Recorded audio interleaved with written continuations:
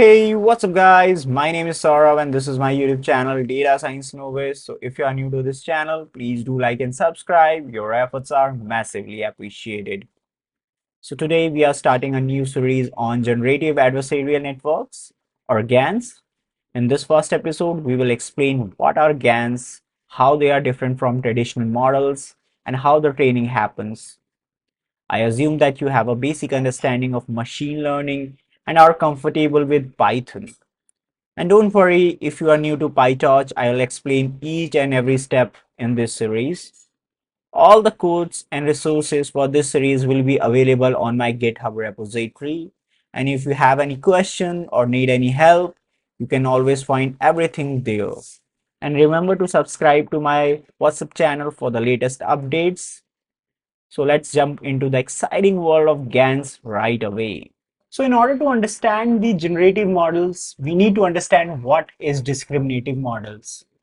So in machine learning, discriminative models are a powerful tool used for classification tasks and sometimes regression tasks. So their primary purpose is to learn the relationship between the input features and the desired output. That is, given some features, what will be the target value or the class for that combination of features. So let's imagine we have a data set with various data points. So let's assume that this is an iris data set because we all have worked on it during our initial days of data science learning. So here the white circles are different input feature and green circle is target value associated with each combination of input features. So the discriminative model takes this data, which includes the input features and the corresponding class, and learns to classify new or unseen data. So when presented with new sets of input features, the model can predict which class it is based on what it has learned from the training data. So in summary, discriminative models are all about learning the distinction between different categories. They are excellent at classification tasks and are widely used in various applications such as spam filtration, facial recognition, etc. etc. So now let's talk about what is generative models. So a generative model is a type of machine learning model, or you can say deep learning model, that is trained to generate new data sample that resembles a given set of training data. So in other words, it learns the underlying patterns and the structure presented in the training data and can then generate new examples that share similar characteristics. So we can say that generative models are like artists who can create new artworks inspired by the style that they have studied. So now let's see how generative models differ from discriminative models. So while generative models focus on generating new data, discriminative models are all about distinguishing between the different classes of data. So for example, a discriminative model might tell you whether an image is a cat or dog, but a generative model can create a new image of a cat or a dog. So essentially, discriminative models classify the data while generative model generate the data. So here we have the example of cats and dogs. So once we have a fully trained GAN, passing a latent vector or a random noise, which is essentially the same thing, will generate data similar to what it is trained on. So in this case, it will generate either dog image or the cat image. It depends on which data we have trained it on. So it is remarkable that we can create new things from the noise. And in later part of this course, we'll see that we can create new faces as well, which do not even exist in this world. Now let's try to learn a bit more about GANs. As we are aware that GAN stands for Generative Adversarial Networks. So we will be talking about three different parts of it. So first part is generator part, and this part is handled by the generator network. The generator's job is to create new data samples. It starts with latent vector, which is essentially a random noise, and transform it into a realistic image. So think of the generator as an artist who create new images by learning from the pattern and the structure of the training data. Now this generator is nothing but a neural network trained to generate images or new data. So this can be a neural network or convolutional neural network. So depending upon the use cases, we can change the kind of network that we want to use. So as of now, don't worry about the nitty-gritty of this. In the later part of the slide, when we will go into the training part, I'll explain you each and everything. So next we have the adversarial part of GAN. In English, adversarial means enemy. So the same thing is happening here. So we have two networks, one is generator, the other one is discriminator. And we know that the working of these two models and the image in center represent the adversarial nature of GANs. So the generator creates an image and the discriminator acts like an critique. Its job is to evaluate the images generated by the generator and distinguish between the real and the fake images. This adversarial setup means that the discriminator tries to catch the generators in creating fake images, and this back and forth process forces both the networks to improve continuously. Now, this discriminator network is also a neural network, and the only work it has is to tell whether the image created by generator is fake or not. Now, the third and the last part of the GANs is networks, which just represent that we are using some kind of neural network in it. And you can see that GANs are nothing special, it's just we are using neural networks.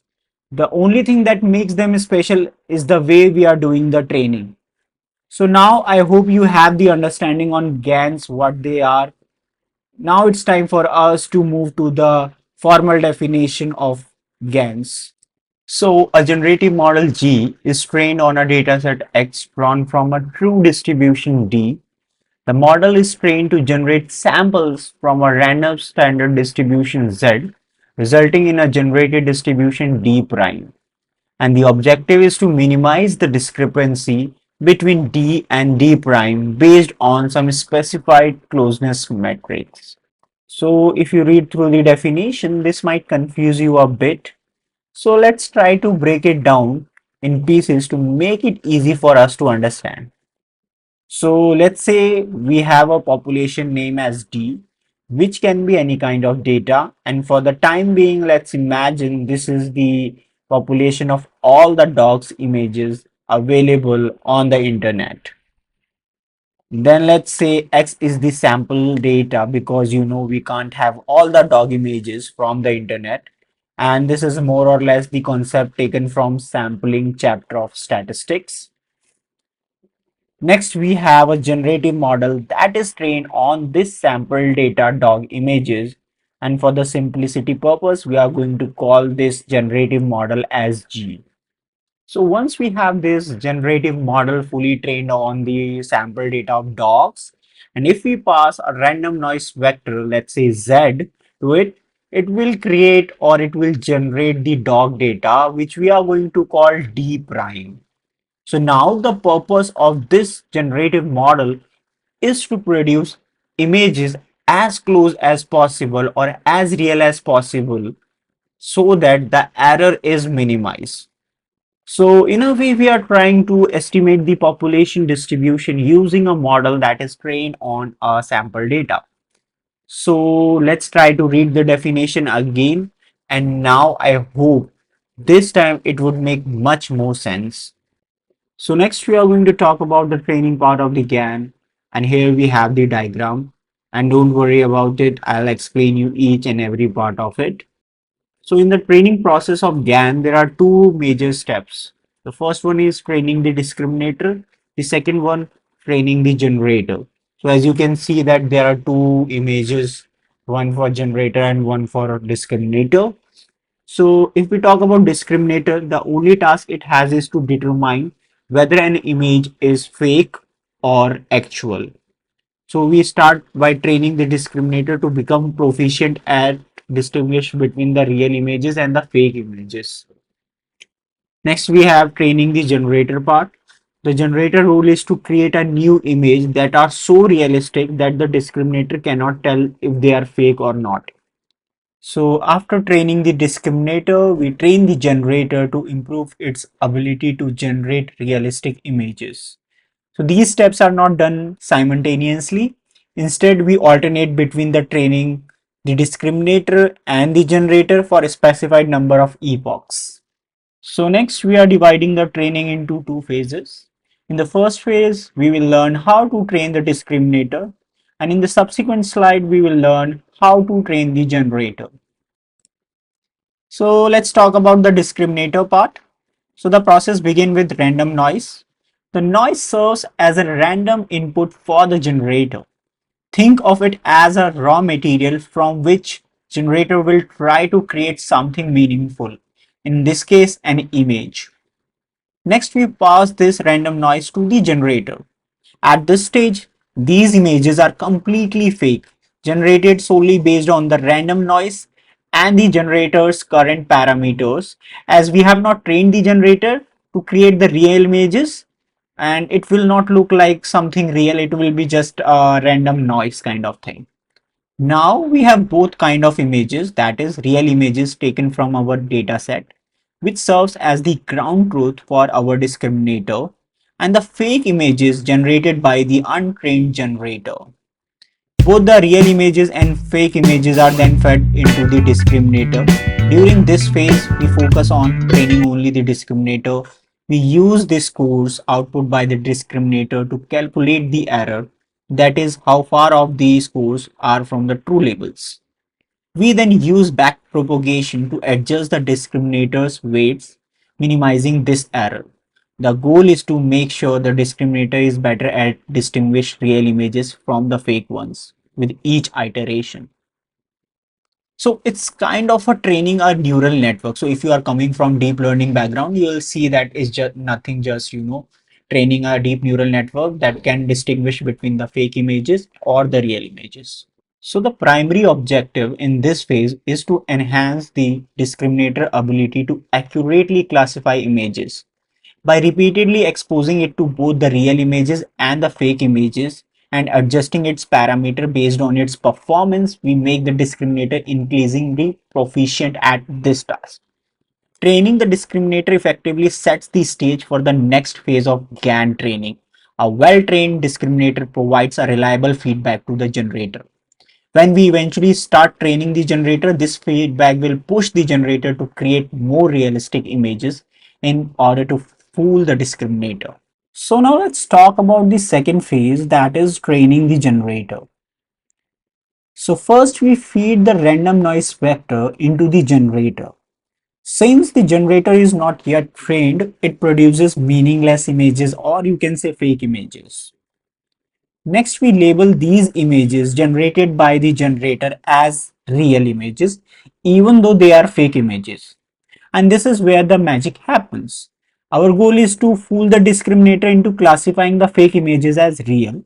So the discriminator, which has been previously trained, evaluates whether the image given to it as a real image is fake or real, and it outputs a score indicating how realistic the generated image is.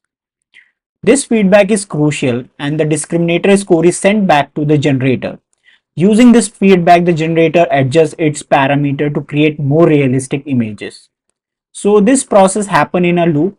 The generator continuously refines its image based on the discriminator feedback, getting better with each iteration. So in summary, during the phase 2, the generator learns to produce realistic images from random noise by trying to fool the discriminator. This iterative feedback loop drives the improvement of the generator, leading to increasingly realistic images over the period of time. So training of discriminator and generator is called one epoch, and we have to do this thing for several epochs. So in each epoch, you will see that first we train the discriminator and then we train the generator. So that's all for this video. In the next video, we'll see the Pytorch implementation of GANs. And if you liked my video, please do like and subscribe and share it with your friend. Till then, bye, stay safe.